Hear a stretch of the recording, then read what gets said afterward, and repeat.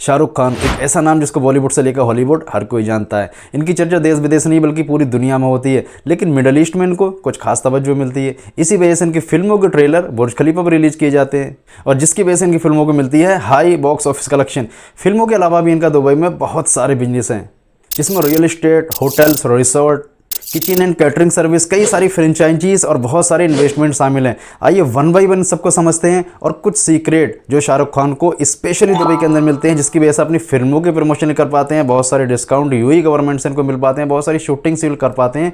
उन सब के बारे में डिटेल में डिस्कस करते हैं। दुबई के पाम जुमेरा में स्थित एक लग्जरी 5 स्टार होटल जो कि बॉलीवुड और हॉलीवुड सेलिब्रिटीज़ को हाई क्लास फैसिलिटी प्रोवाइड कराता है। इसके अलावा यहाँ पर हाई प्रोफाइल लोग, सक्सेसफुल बिजनेसमैन और एंटरप्रेन्योर को यहाँ पर इनवाइट किया जाता है।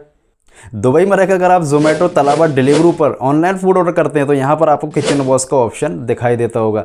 किचन बॉस एक्चुअली में शाहरुख खान का पर्सनल इन्वेस्टमेंट है जो कि एक फूड डिलीवरी और कैटरिंग सर्विस प्रोवाइड कराती है। दुबई में kitchen boss Indian, Pakistani, Arabic, Chinese और फास्ट फूड की सर्विस देती है और इसी के साथ साथ ही इवेंट, पार्टीज और कॉर्पोरेट को भी फैसिलिटी प्रोवाइड कराती है।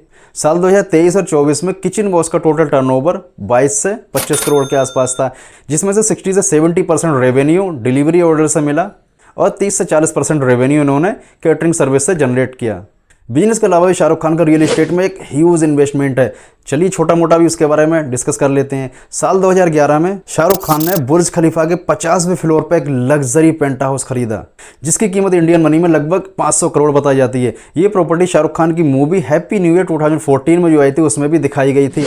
इसमें 360 degree view, private pool, high and interior शामिल हैं। इसके अलावा भी इसमें बहुत सारे लग्जरियस फीचर हैं, जिसका वन बाय वन अगर डिटेल में डिस्कस करें तो ये वीडियो काफ़ी घंटों की हो जाएगी।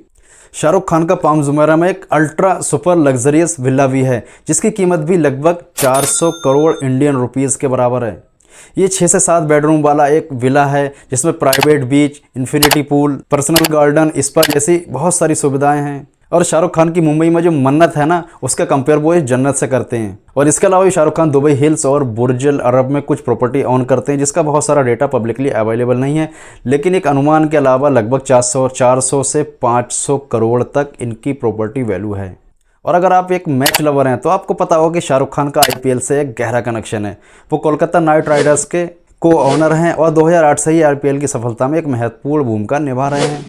केकेआर के ओनर्स की लिस्ट में अगर देखें तो शाहरुख खान, जो कि रेड चिलीज एंटरटेनमेंट एक एम्पायर के मालिक हैं, जूही चावला जो कि एक एक्ट्रेस हैं, जय मेहता एक बहुत बड़े बिजनेसमैन हैं और ये तीनों मिलकर केकेआर को ऑन करते हैं। अब अगर आप एक मैच लवर हैं तो आपको इस बात का अंदाजा हुआ कि आईपीएल जीतने पर कितनी बड़ी राशि इनको मिलती है और यहाँ पर एडवर्टाइजमेंट और ब्रॉडकास्टिंग भी इनका रेवेन्यू जनरेट करती है।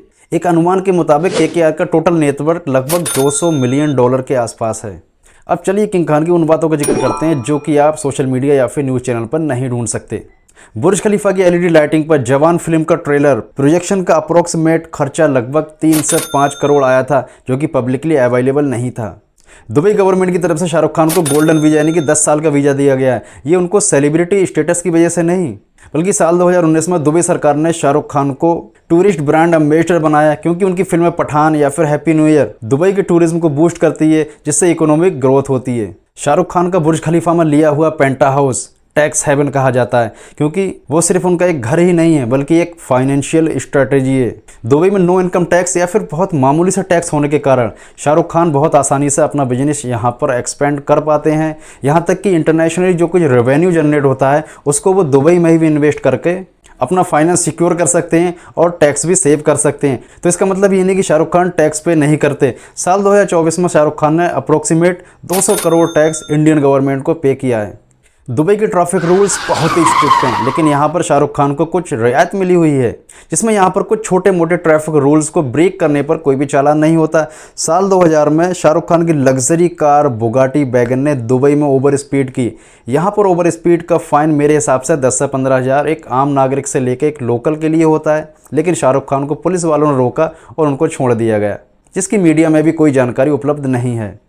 शाहरुख खान का दुबई में जो रौब और रुतबा है उसको जानने के लिए आप इतना समझ सकते हैं कि जब भी शाहरुख खान का काफिला दुबई की सड़कों पर दौड़ता है उस वक्त दुबई पुलिस की तरफ से उनको स्पेशल सिक्योरिटी प्रोवाइड करी जाती है। अगले 1 किलोमीटर और पीछे 1 किलोमीटर तक रोड को साफ और क्लियर कराया जाता है। पुलिस की गाड़ियां आगे और पीछे होती हैं, बीच में इनके अपना काफिला 10-5 गाड़ियों का होता है। भले ही रोड ब्लॉक या फिर ट्रैफिक का कोई भी प्रॉब्लम का सामना करना पड़ा लेकिन यहाँ पर शाहरुख खान को कोई भी प्रॉब्लम को फेस नहीं करना पड़ता है। इतनी सारी जानकारी इन्फॉर्मेशन शाहरुख खान के बिजनेस और इन्वेस्टमेंट को देखते हुए आप सबको उनका कौन सा बिजनेस या फिर इन्वेस्टमेंट या फिर स्ट्रेटेजी सबसे बेहतर लगी आप कमेंट बॉक्स में लिख के मुझसे बता सकते हैं। और अगली वीडियो आप किस टॉपिक पे चाहते हैं, किस सेलिब्रिटीज़ का यूएई में सबसे बड़ा बिजनेस है या फिर किस किस सेलिब्रिटीज़ का यूएई में बिजनेस है, इसके बारे में भी आप कमेंट करके मुझसे पूछ सकते हैं। अगली वीडियो जल्दी से उसी टॉपिक पर आपके सामने आ जाएगी। आज की वीडियो में इतना ही दोस्तों, मिलते हैं अगली वीडियो में फिर किसी नए टॉपिक के साथ। तब तक के लिए गुड बाय, टेक केयर।